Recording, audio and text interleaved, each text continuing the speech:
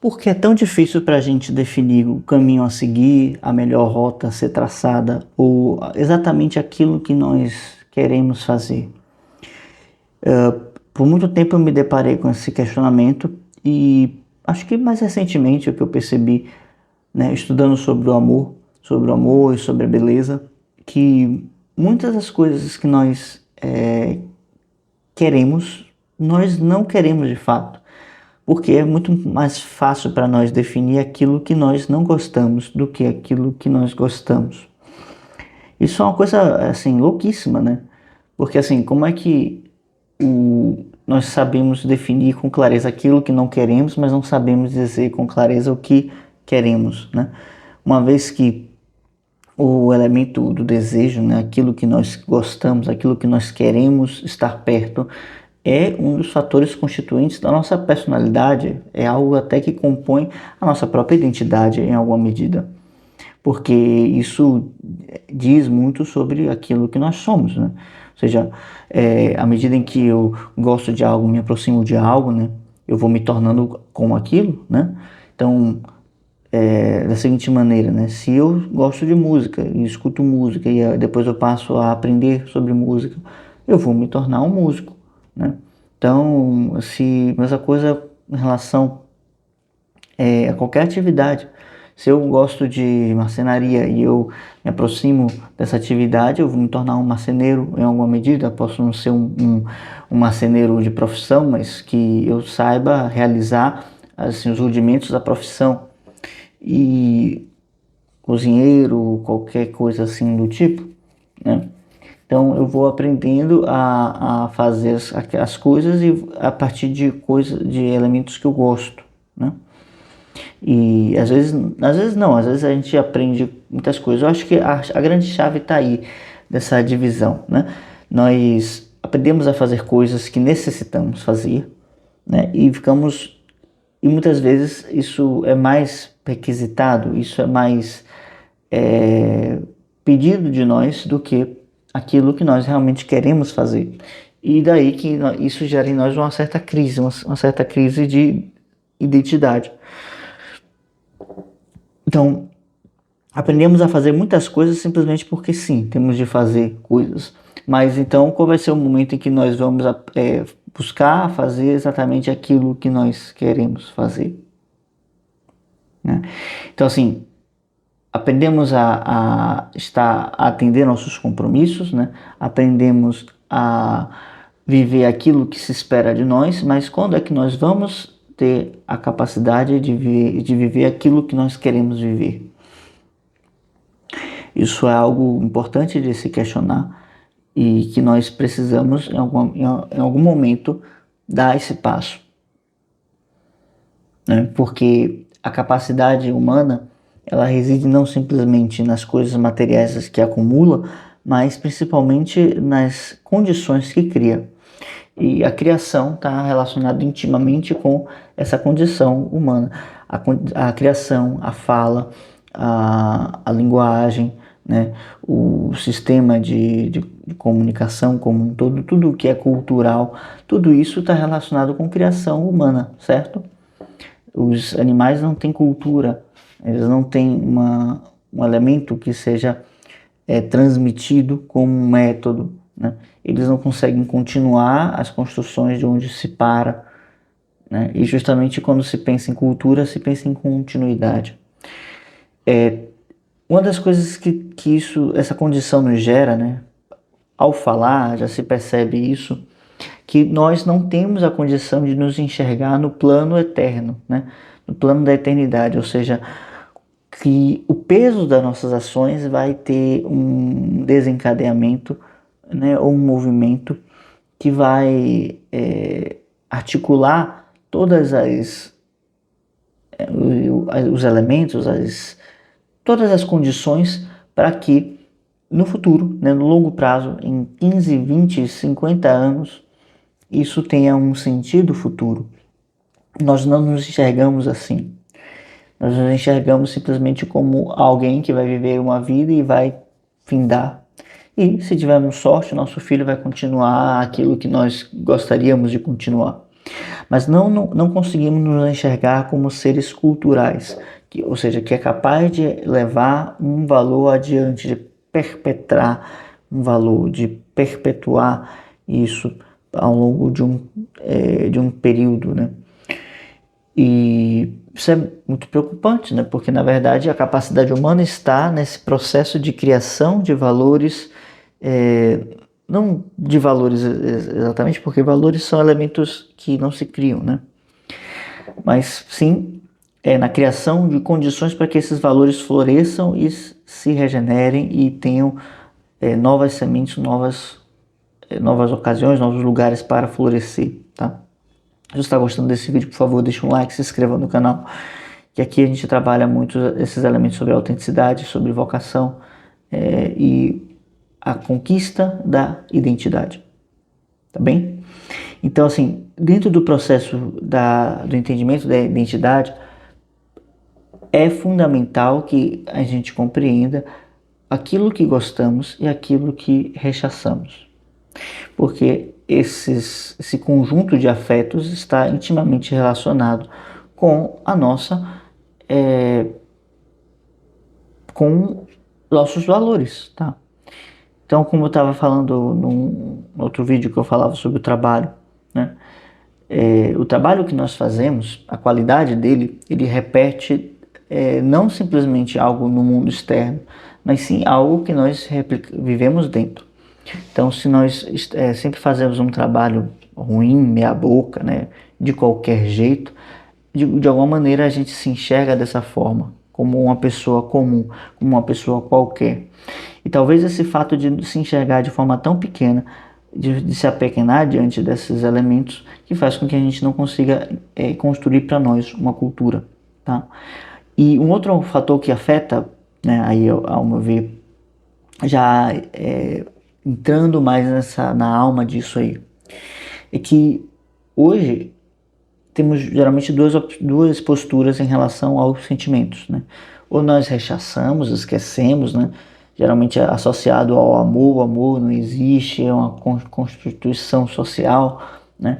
Ou, enfim, uma postura de muita mágoa, de muita tristeza em relação aos sentimentos, ou, né, pelo contrário, a gente vai ter uma postura que vai trazer muita frieza, né? É isso.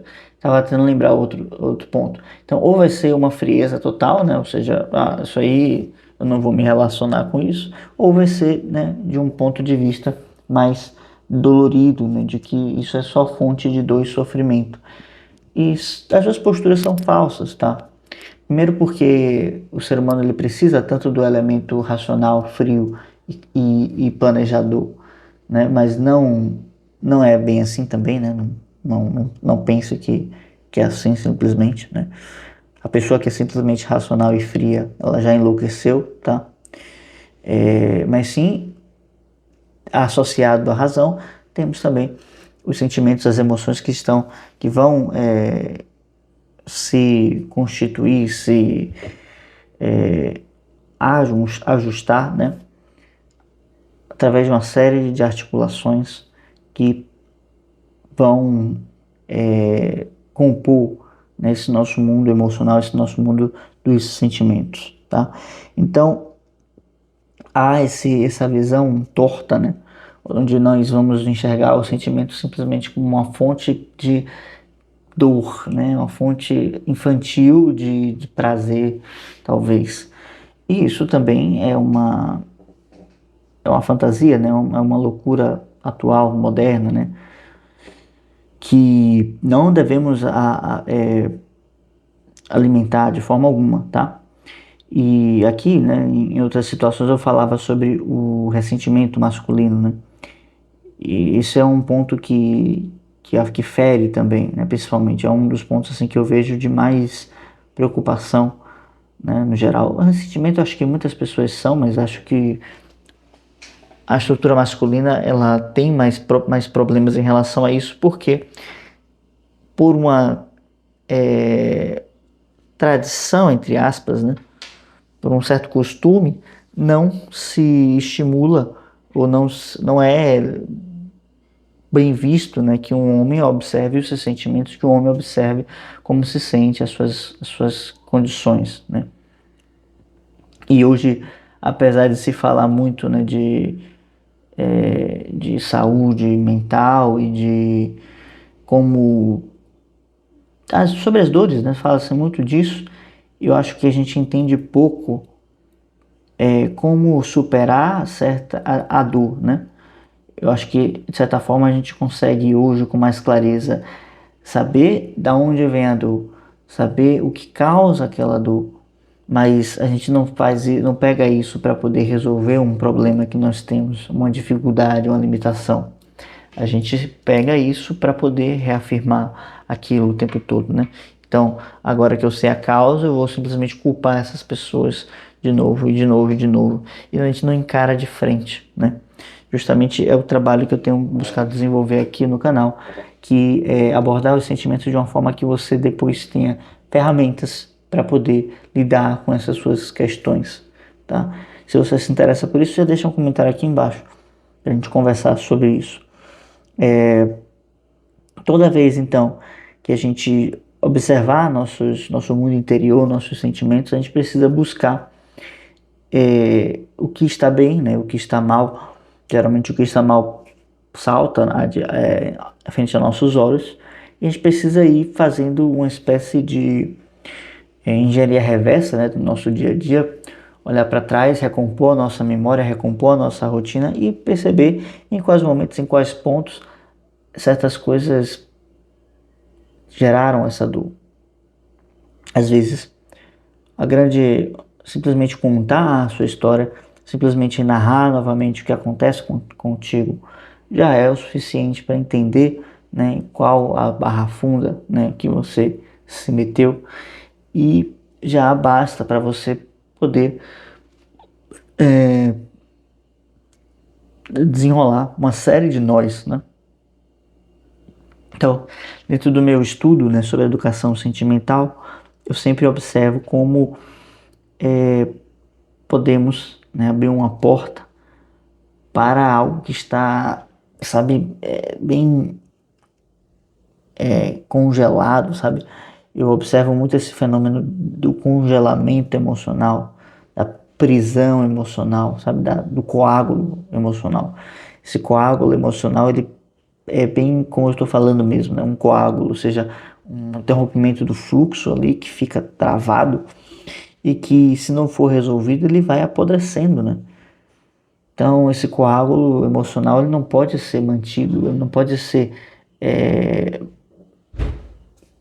perpetuado, ele não pode ser postergado a sua, o seu tratamento, né? Embora a gente não veja, embora a gente não tenha sintomas físicos, né? É importante que a gente se coloque para como nosso próprio médico interior e observe a si mesmo para poder não se perder nisso, tá? Então, vamos em algum momento falar sobre esse coágulo emocional. Se vocês quiserem, eu faço um vídeo sobre isso, vocês deixem aqui nos comentários, tá? Que aí eu já faço um vídeo sobre isso no futuro. Mas é isso, algo que eu percebi como muito necessário de tratar. Justamente foi esse coágulo emocional que eu percebi ser comum a muitas pessoas, né? Principalmente quando se fala de sentimentos diretamente, quando vai tratar de abordar um poema, de abordar uma música, alguma coisa assim do tipo. Isso toca a certos pontos que não se esperaria que tocasse. Bom, acho que falei o suficiente, né? Então, hoje, assim, eu esqueci de falar uma coisa que é mais importante, né? Que justamente são os sentimentos que dão uma unidade, né, à nossa consciência. E quando esse coágulo está ativo, ele trava essa fluidez. Já quando o sentimento está bem educado, está bem colocado, bem desperto, ele dá um eixo à consciência, permitindo que a consciência tenha um embasamento, um enraizamento. O sentimento é a raiz da consciência, tá? Não em termos metafísicos, mas em termos psicológicos concretos, né? Porque é onde nós vamos mapeando a visão, dando cor a como nossos momentos se desenvolvem ao longo do dia, tá bem? Então, esse é o ponto crucial que a gente deve sempre buscar observar e, né, que ninguém, na verdade, eu nunca vi ninguém falando sobre isso, né, que não seja da área de psicologia. Ninguém fala sobre como isso afeta nossa própria noção de consciência, né, de identidade e nossa vida intelectual, né, como desenvolver certos pontos da razão e do entendimento da inteligência. Mas é isso. Agora sim, já falei o suficiente e vamos ficando por aqui. Se gostou do vídeo, se inscreva no canal, deixa o like e um comentário aí para facilitar nossa conversa, nosso entendimento e eu saber o que é que vocês estão precisando. Tá começando a chover aqui, tá bom? Então ficando por aqui. E tchau, tchau.